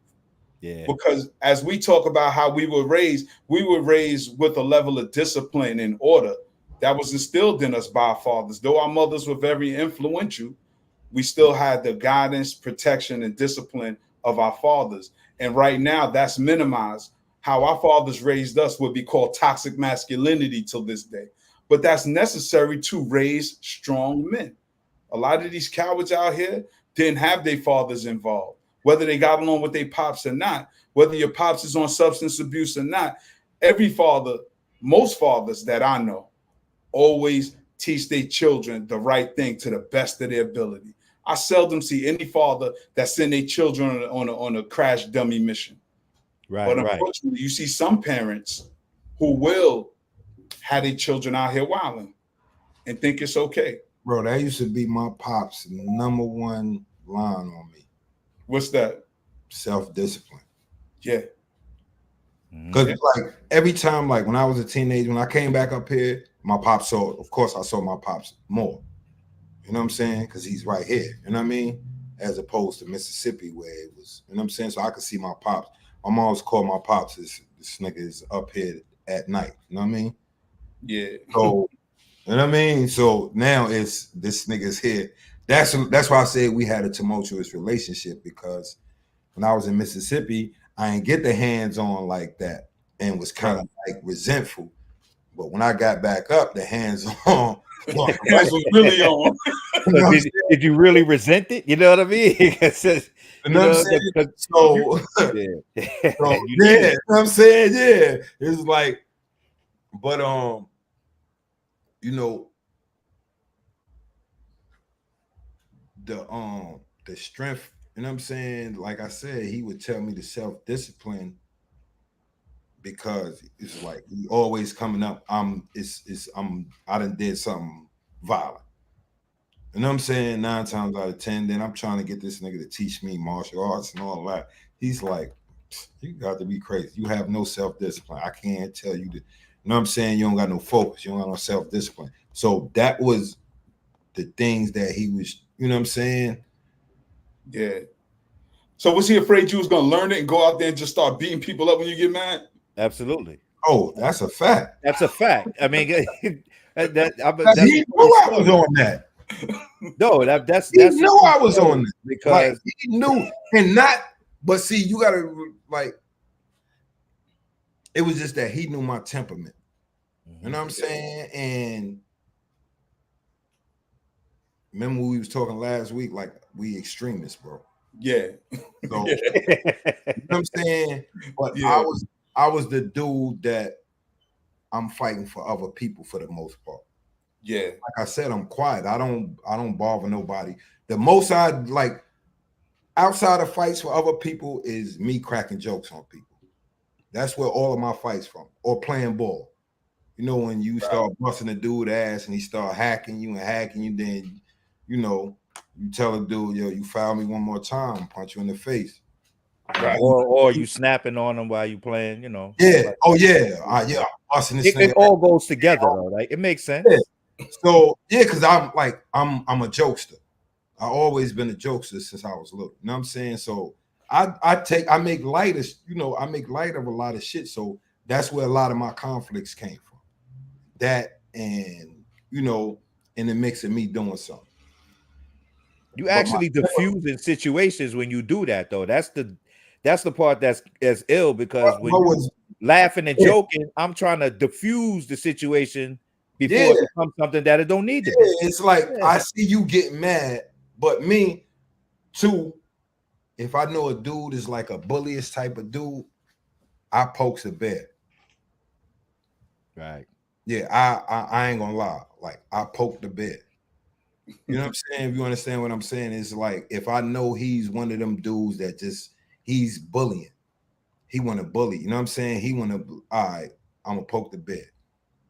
Now I'm gonna poke at. Now I'm not just cracking jokes. Now I want you to get mad now. Right. Because now you doing shit that's uncalled for. You know what I'm saying? You know how a dude, you cut a dude, you cut to the middle, he trip you. Right. On purpose. Yeah. All right. Now I'm gonna poke fun at you. Now I'm, you know, this nigga big, look at him, big goofy. I'm poking the bear. Yeah. But I think that's the era that, like, our parents, I definitely say that, like the fathers of that generation, okay, being a teenager in the mid 80s, they had to instill the discipline in us, Yeah, to you diffuse a situation. It was like my pops used to always tell me that, and I didn't understand it then until I got a little older. He said it's easier to not fight than it is to fight. And I was like, what you talking about? He's like, when you learn how to diffuse a situation, everything is not worth fighting for. He said, because you understand that when you fight, like it may not end right there. Like so fighting is survival. So now he's hitting me with military shit. Like, say we be in other countries, we don't shoot everybody we see. You know that, right? I'm like, okay. Because in my head, war, y'all always fight. I got my little army soldiers growing up, like, shooting them down. Like, I think that's what y'all do. But as you get older, you say, nah, we're just there to keep things at bay. We mind don't want conflict. So he taught that's things that fathers and grandfathers and uncles do, or for people that didn't have that in their life. Yo, you need that male figure. yeah, Like that's just the truth. Like it may not be your father, but you need a male figure that could kind of walk boy, you through that teenage years. Because your moms could control you up till about maybe 12, Yeah, I'm 13. about to say 12, 13. 12, Yeah. 13. After after a that, like while, it means something else. the beatings, Ain't no more beatings. Like the that, it beatings don't hurt. It passed. don't hurt. Yeah, it passed so quick that like your focus on the beating as opposed to when you was little. That Yeah, after, once I was able to grab the belt one yeah, time, and mom's was like, "Oh, you grabbing the belt now?" Pops jumped Or in, and I even was like, take a hit. oh, You even take a hit, "I it took might a hurt no hit." more. Like I ain't even gonna lie. I was scared to death to do that. I did, but I wasn't young when I did that. I was like 12, and when I was like 7, you couldn't have get me to did that. Nigga, my mom's hit me when I was like 14. I took all that. Because my moms knew a little bit too. Like my pops, like also like see, and the my name, like I got a warrior's name. So my name Balogun, that means Mhm. the father of war. So my mom's telling me you're a strong warrior. So I'm thinking when I'm little, fighting that's what you do. You know what I'm Right. saying? Yeah. Live up to the name. This is what you do. You give me a funny name, I'm gonna live up to it. You know what I'm saying? Because when I'm little, I'm thinking, hey, you give me this funny name. You know what I'm saying? Everybody teasing me every day. Yeah, this is what we gonna do. So but yeah, that influence that teaches you how to be measured. You know what I'm saying? Like that's part of being a man. Right. You know what I'm saying? How to see what you fighting for. Right. You know what I'm saying? Because my pops was like, yo, you fighting, what is you fighting for? Like then then he would get into, him and my moms would start getting into the revolutionary shit and telling me, yo, you ain't supposed to be fighting your people and this, that, and the third. And as a teenager, in my mind, I'm like, y'all don't know what it is going outside. I used to say that all the time, right there, because my pops was Black Panther, back then, moms in the movement, all of that, early 60s, right before I was born. And coming up in the 70s, it was always that, don't fight your people, this and that. So that all Yeah. of that was good in the 70s, right? And then in the 80s, when crack hit, it was like, yo, things change, y'all. Like Yeah. people Rules is went out out the here, window. I don't recognize them. Like they really zombies. So it's like, all right, well, you don't purposefully fight your people. They altered it. Not and then not even just the fiends, because the fiend at that time when crack just first hit, the fiends was vicious, my nigga. Yeah. They scary. You still had fiends that was like niggas is coming home from jail on swole, smoked out, knocking niggas out, taking all their shit. So you know That's what a I'm fact. saying, They For the first scary, few man. months they was home, because then they lose their weight again. Right. bro? All right, think about Vaughn, From where? Vaughn and Larry. Which block? I don't I don't know exactly what. I think they from Washington. I'm not sure. Vaughn was getting high, nigga. Vaughn was still big, knocking niggas out, taking their work. And this was 90, 91. Right. And Vaughn was getting high from like 87, 86. Okay. Yeah, man. Like that. Like know how to diffuse a situation. Yeah, you Know learn. when know when to step off, know when to stop arguing. But I think the whole beating up the bully thing that came from I think I could say that came from like the mid 80s because I used to see that. Like sometimes some of us is protectors, right? I'm not saying jump out the window and throw on the cape. I'm saying like, if you have no reason to really be bullying this person right here. Yeah. So, yeah, so you step in on some, yo, what are you doing? So if you, it's the irony is this. Like I tell my son this all the time. I said, I knew bullies. Like we grew up, we beat up the bullies, right? Yeah. But we also fought a lot. We was in that boxing culture. We slap box. We played sports. We played tackle football. So sometimes you exert your manhood in other areas. Like, you know what? I may not be able to box you at this level, or maybe I could wrestle, but maybe you're a better boxer. But when I get on a football field, if I pop the shit out of you and you feel me, you like, oh, okay, I know it's you know the boundaries. And then there's some people you just could straight up fight. Then y'all do. So the bullies would get beat up by the people that stood for something. You know, so Yeah. you earn that reputation, like, nah, yo, he's cool, or this person is cool. So when you That cross the boundary, you know, you respect where you're going. You know what I mean? We learned that quick. You go to a cookout or somebody's house, they invite you. And I've been down, like I said, Washington a few times, you know, go on people's houses. You know, I sit on the couch and eat, mind my business, walk back up home. You know, because in the wintertime was where you seen the most wicked stuff that could take place, like November 5 p.m. You know, Yeah. shit like that. Get dark early. You got a reason to It's have your dark face very covered. early. Yeah. You know, you don't recognize people until you really like get up on them. Like they Niggas- was about to stick me. Like I'm like, oh, yo, see what's good. I'm like, damn, y'all was about to run up on me.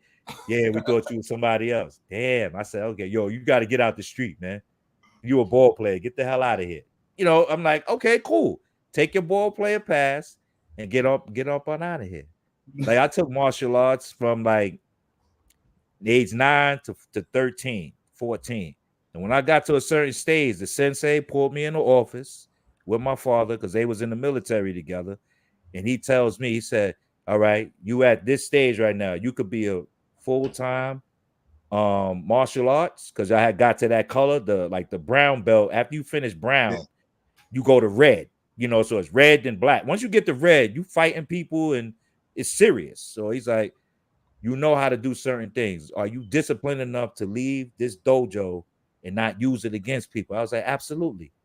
And I learned that over time. But when I was like first entering, they used to always stay on my back. Like, just because you learn this don't mean you got to use it on somebody. So I used to avoid fights on purpose. And then every now and then you might get a person that, you know, I have to chop them in the neck real quick and like, pop, you know, like they respect you, like, oh shit, I didn't know you had that. Like, I don't like doing that. Like Right. where you're emotionally invested. Like, I was told that I can't do this. So, you know, tears might come to my eyes. Like, yo, I don't want to fight you, man, because Cool. I don't fight. Let me ask you, did you teach your children martial arts? I taught my youngest one martial art. I put him in boxing first.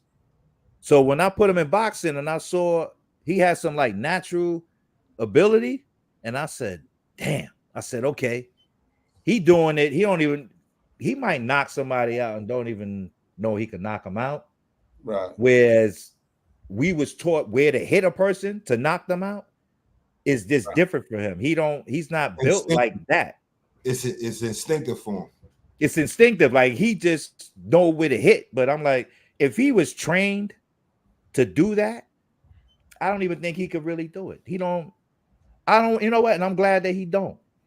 But he's not a sports person either. So I'm like, yo, look, if you're not sports, then you damn sure gonna be academic, right? And you better know how to fight. because you can't be just out here living in a bubble. Yeah. It doesn't work that way. I learned early. You had to learn early. Like I learned early is being a nerd, being bookish. You know what I'm saying? I love books. No, that was ammunition for people to pick on. Yeah. Yeah. You know what Let I'm me saying? ask y'all. Do y'all teach some y'all children the jewels your fathers taught you?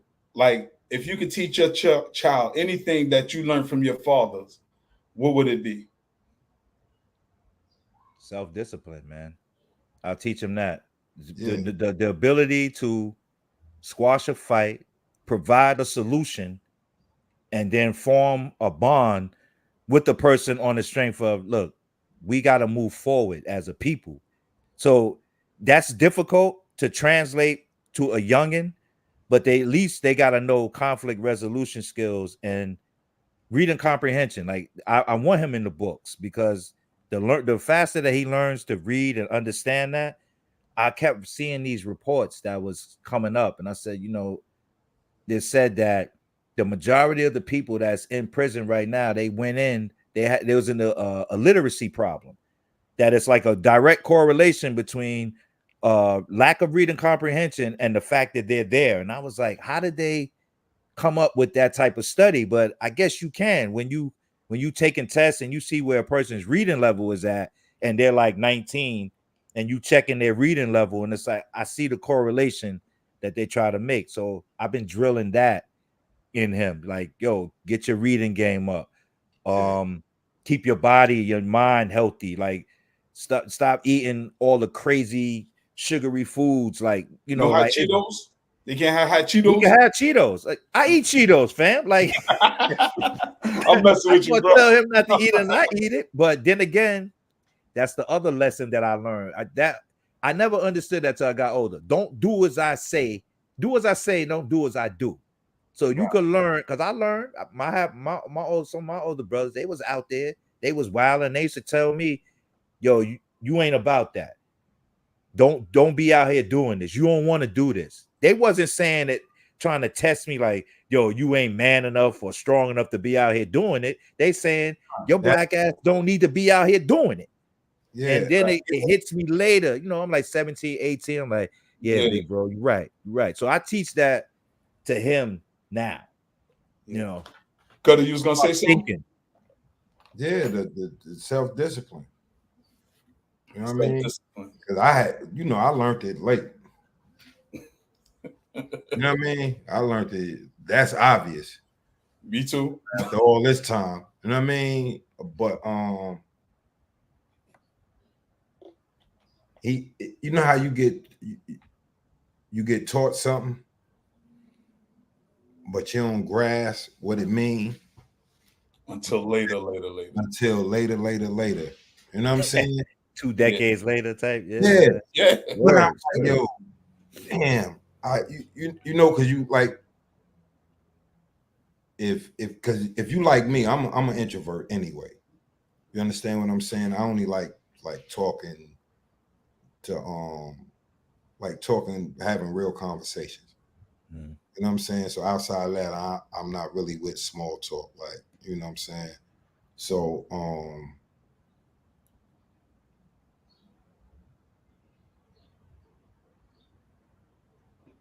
damn, I lost my train of thought. You was talking about self-discipline. Yeah, it was a deep question though, because it takes you got to go introspect. Like it's like now, when you reflect on, you know what I'm saying, when you in the cell, especially doing shoe time and shit like that. Shoe is special housing unit. That's you in this box or the hole. That's for the bad guys. Wherever the individuals at in the country, you know what I'm saying? Being locked up while you locked up. Yeah, solitary. Yeah. So I'm reflecting. You know what I'm saying?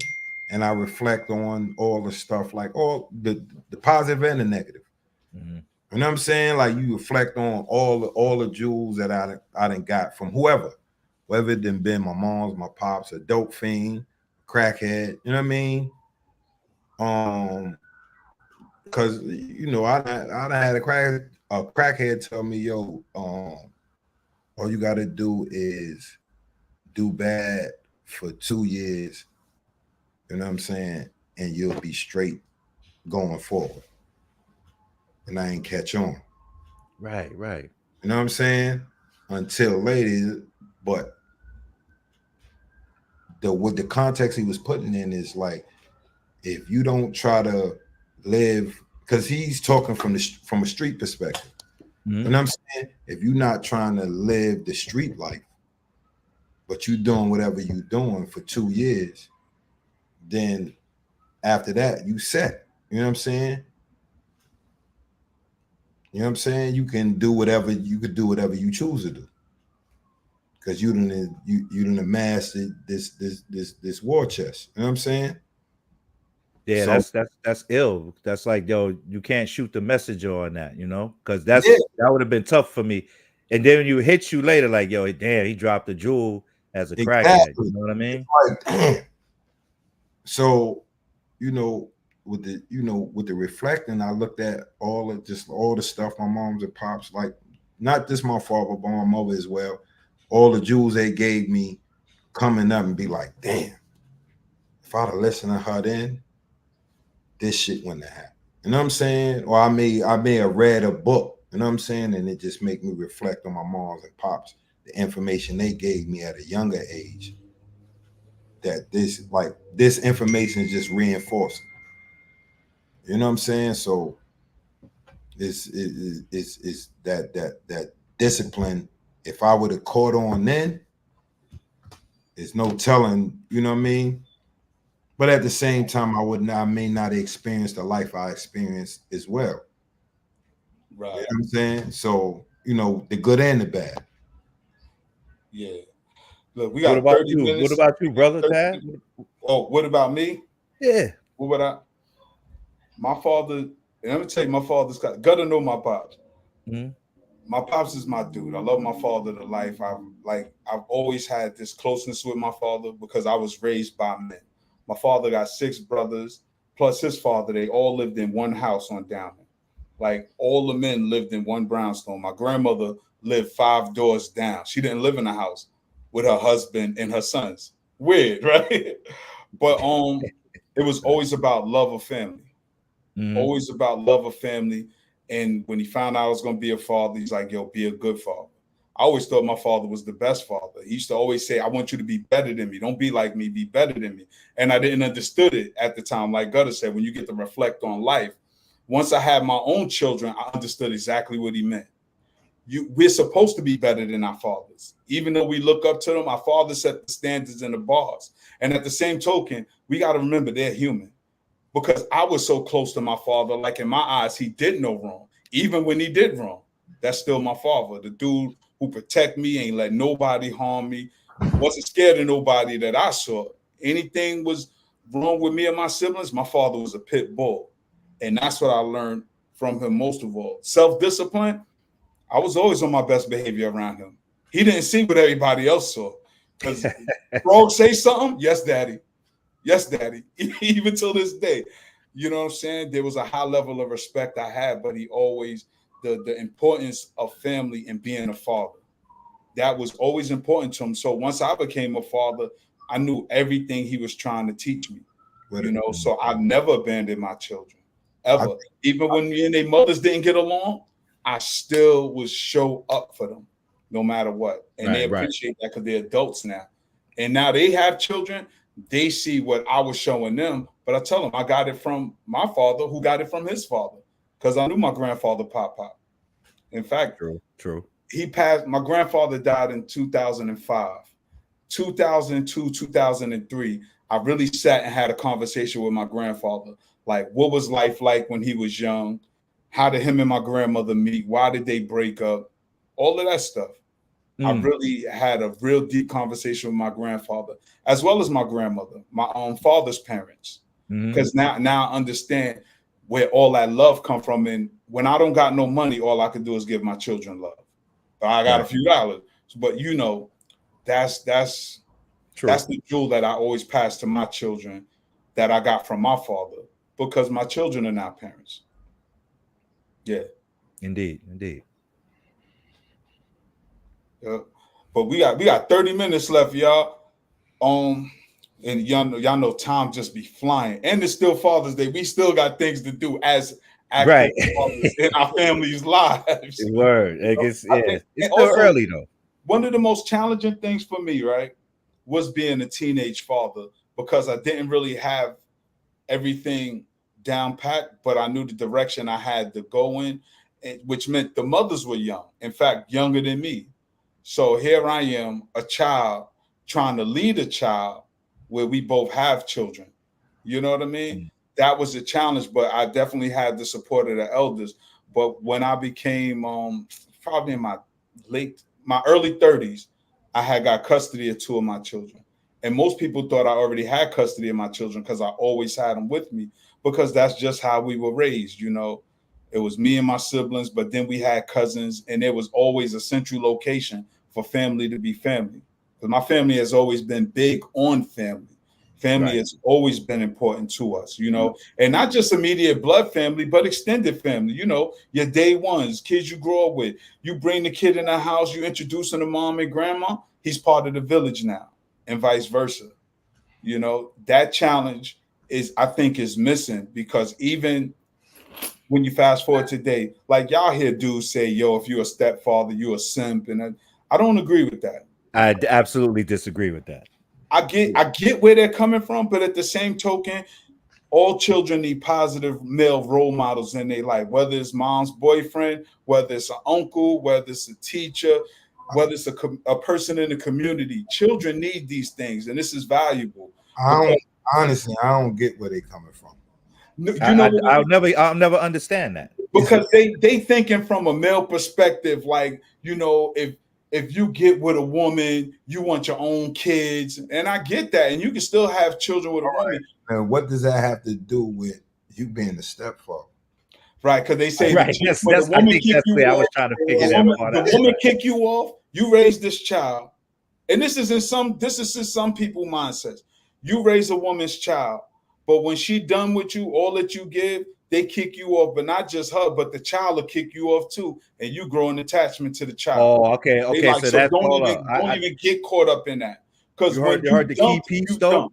Your key piece that you said is when they done with you, right? So in Right. my brain, I know some of the relationships that I know personally where the person was a stepfather, like they actually stayed together. You know what I mean? They had children Right. and they were raised as siblings. So Right. I didn't see I heard of those situations.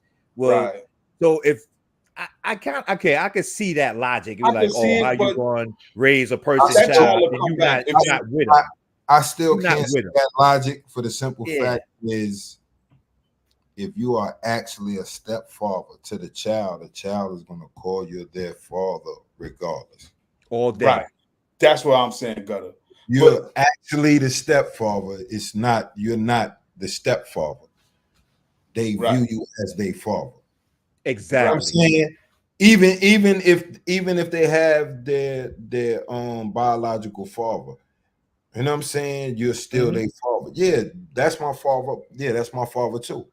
He raised me. Yeah, that's You know what I'm that's saying? how it is It with me ain't and my crazy though. stepfather. Bro, Like that's the truth. I know people that's what I'm saying. I don't get it, because I know people that have stepfathers. You know what I'm Exactly. saying? So if you're a great stepfather, that's why I say it's like, who are these people talking about? Because like, what type of stepfather could you be? Well, good. Be You know like, what's crazy? You know what's crazy? Because some women do it to natural fathers. They get mad, don't see your father no more. In fact, one of the illest things is, I don't know if y'all ever seen Tupac's father's interview. We talk about, because remember, and it's not to talk bad about the Queen of Feeney, but she told Tupac, your pop's dead. That ain't your pops or whatever. You know what I'm saying? They had to build their own relationship because she kept Tupac from his father. Like, women do that with natural fathers. So you know a stepfather, and you invested as a man, you raised this child from Pampers, you take him as your own, take him to your mother house and everything. And then that's what I'm saying. If you build the bond with the child, the mother will not be able to stop the bond. Yes. Yes. That's a After a fact. while, yeah. Because if That's the a child fact. is 7 years old, 8 years old, That's why I don't get it. Is like, bro, so you telling me you with this child, you done raised this child for 9, 10 years. Child was 3 and he's 15 now. You know, he or she is 15, and you were a father to that child. You know what I'm saying? Absent, maybe the father was, you know, deceased or in prison or right, in another state where he can't be there as much. You know what I'm saying? You think that child is not gonna have a bond? right. No matter what the Absolutely. mother says, bro, he's Yeah, gonna have the child, he or she is gonna have a bond. yeah, So Absolutely. that's my point when I say I still don't get it. yeah, right. Now I see your point. I agree with that.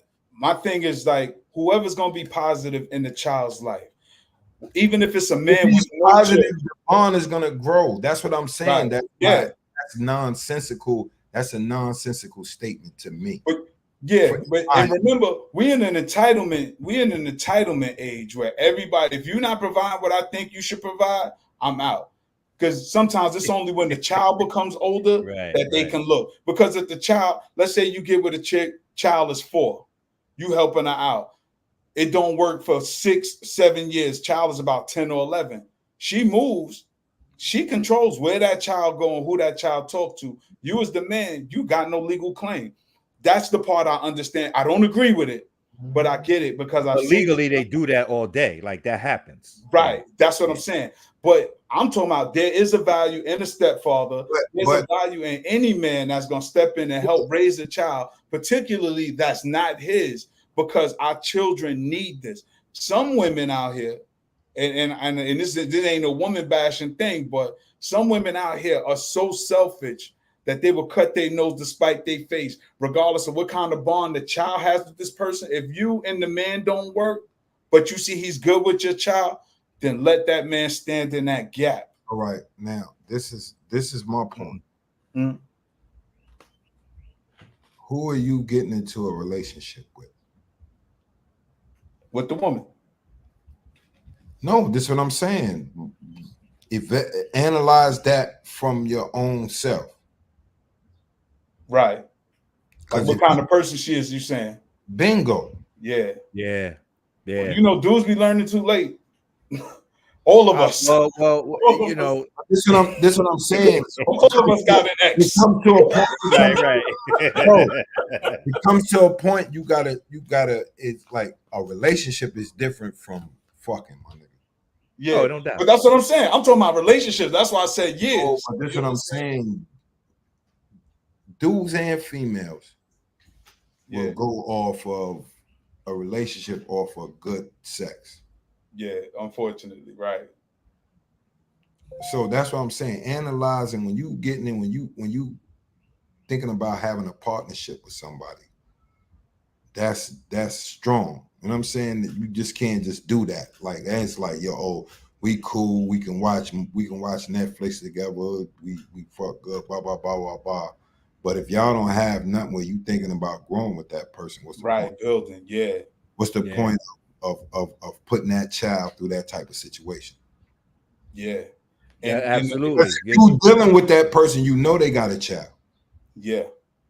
So if you know you're not willing to deal with somebody with a child, you know you're gonna have to, you know, play a role as a positive role model, then what are you doing? Right. Well, you know, for some of us, Gutter, we just positive men regardless.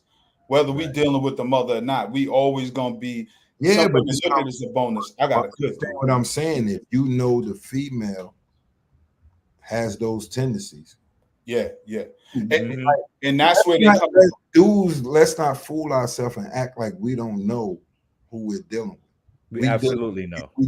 Like, yeah, that's what I'm saying. Like, if you know you dealing with a mother with trauma, you know what I'm saying? Because that's all it is. She's dealing with trauma. From looking at past relationships. Yeah. And so she, you know what I'm saying? So when she dealing with that trauma and you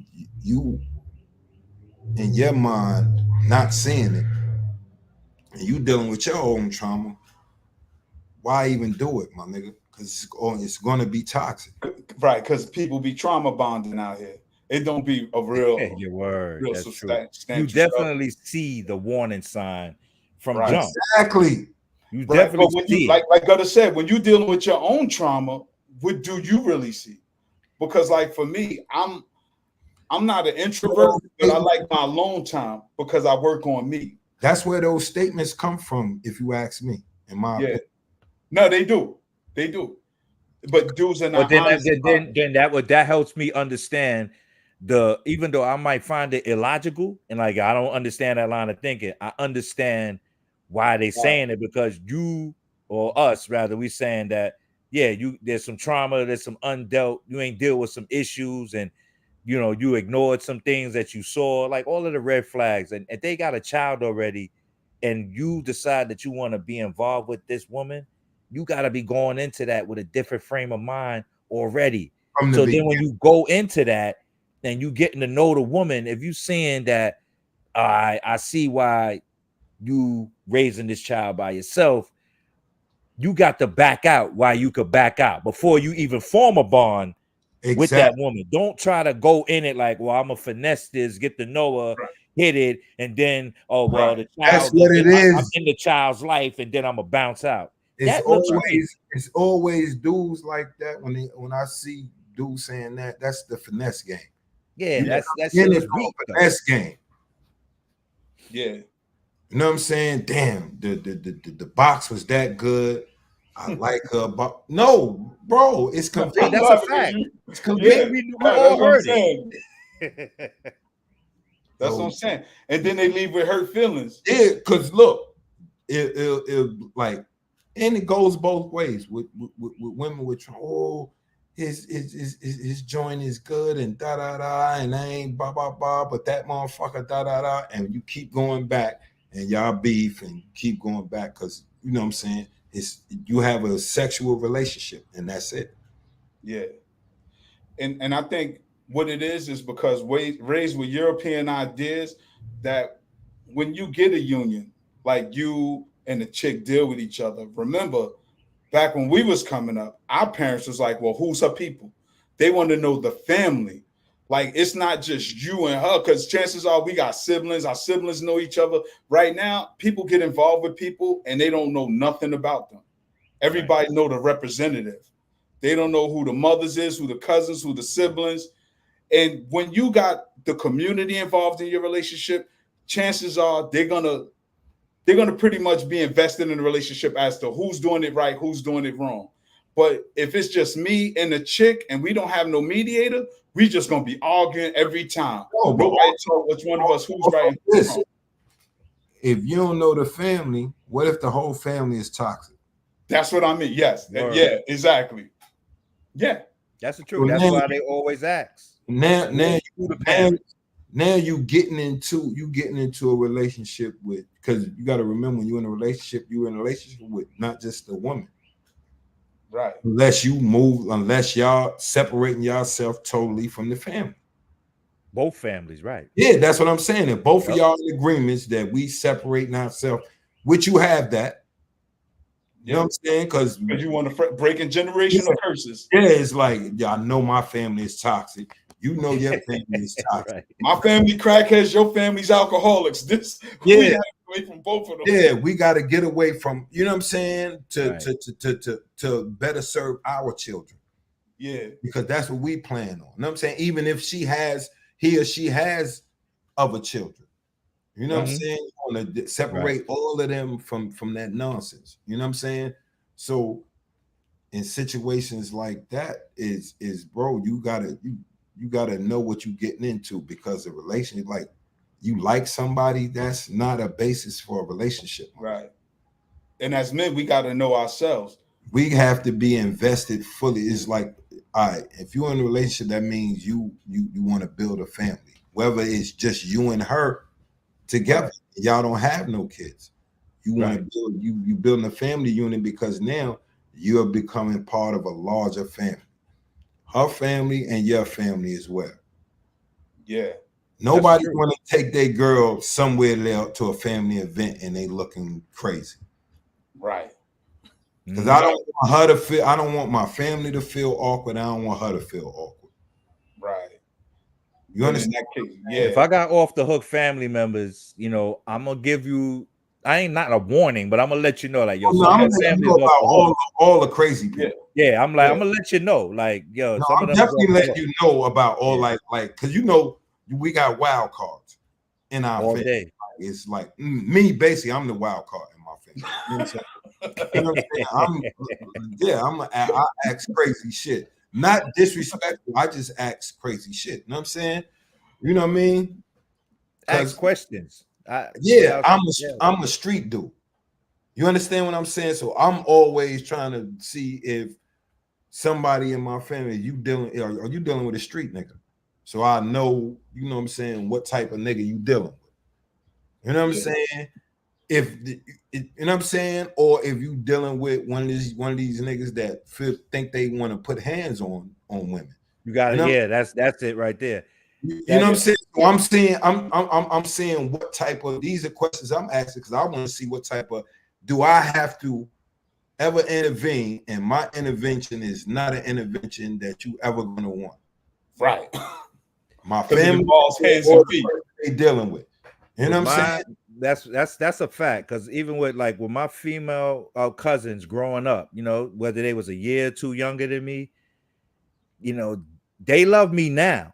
They always loved me, don't get me wrong, but when a dude came around, like, I'm asking them questions, like, before the dude comes around, like, who you did? Well, who is that? He coming to the barbecue? He coming to the party? Like, you bringing him to the party with our family? Oh, okay.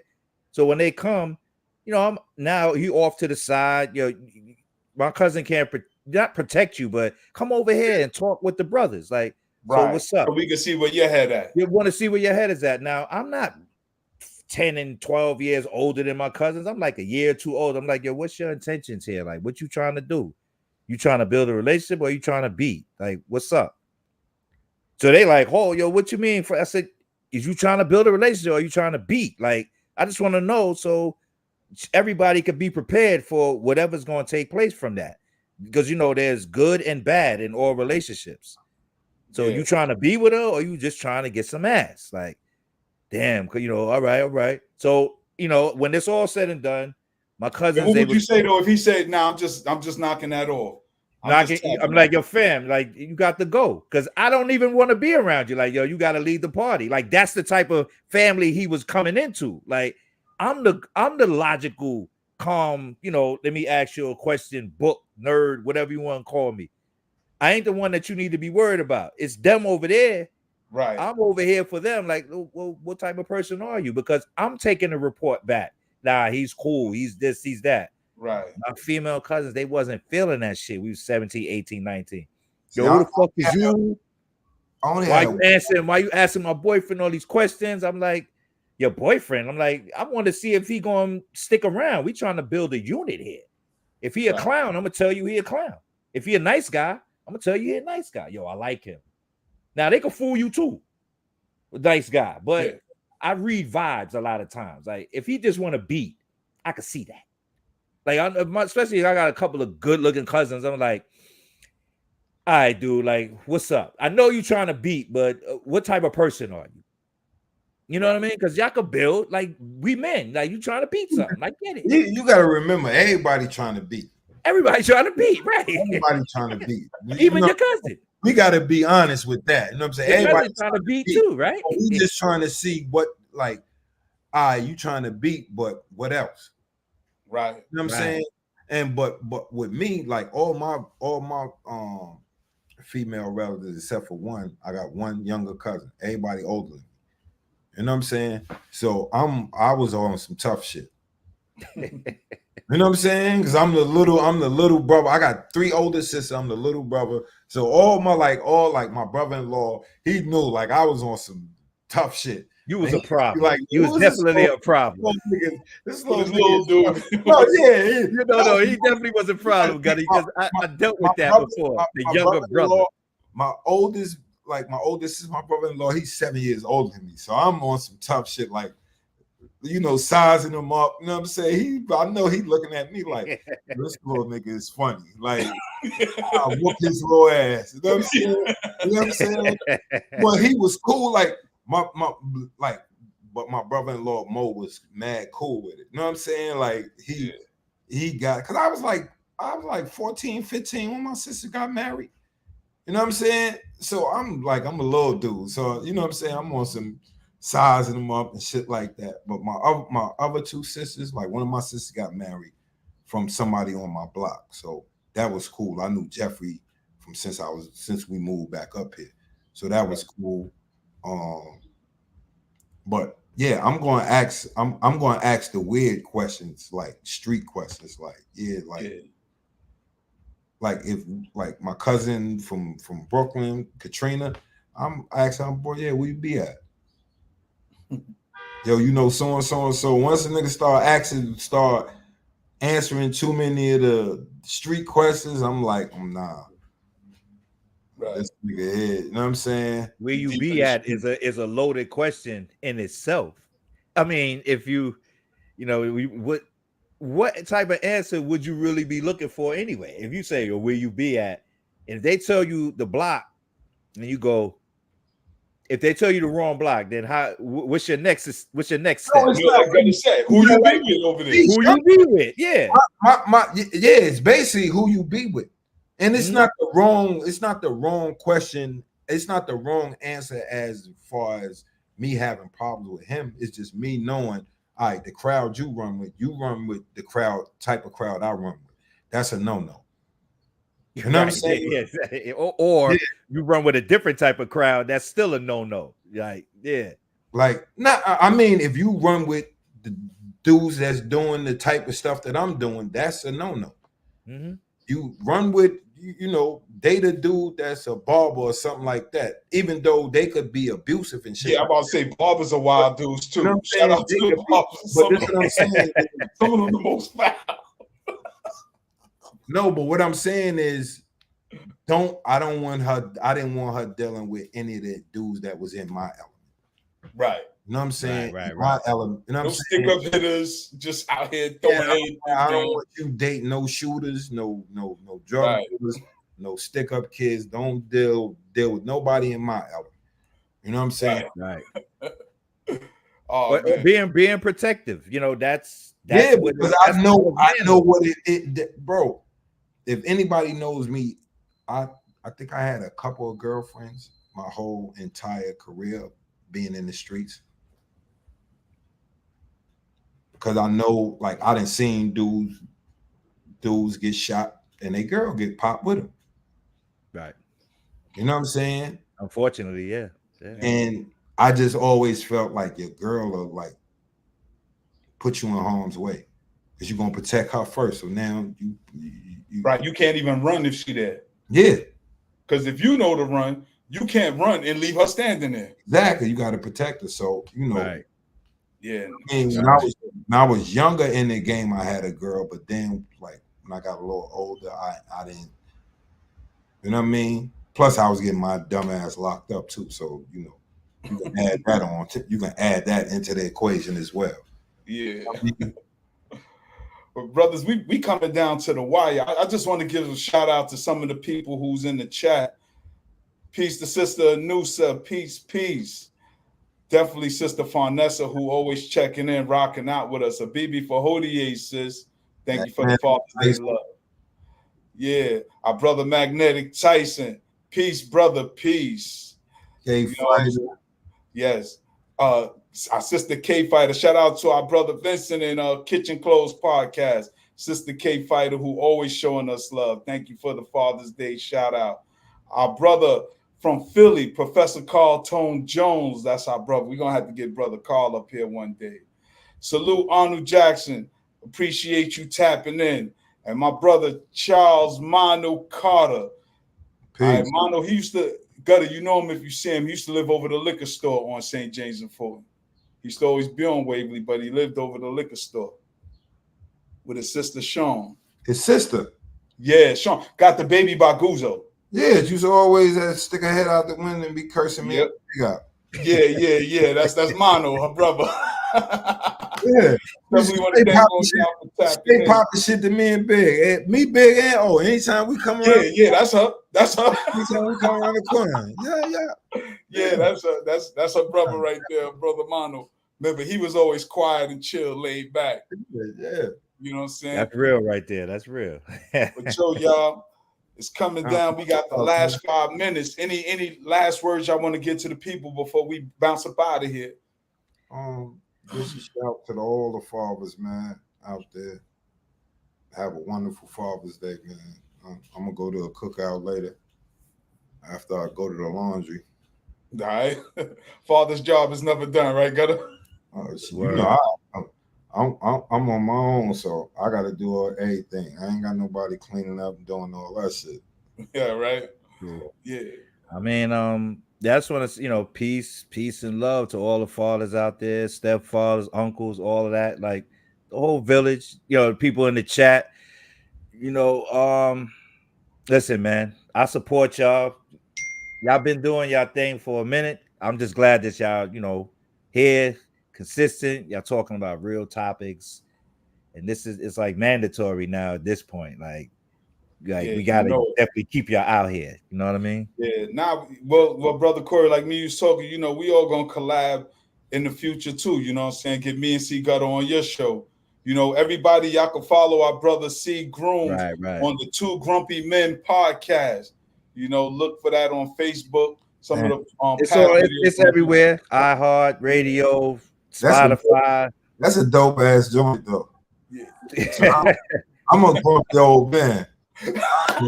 It's a fact. Like, I ain't gonna lie. I keep it real. Like, everybody know. Sometimes you wake up, man.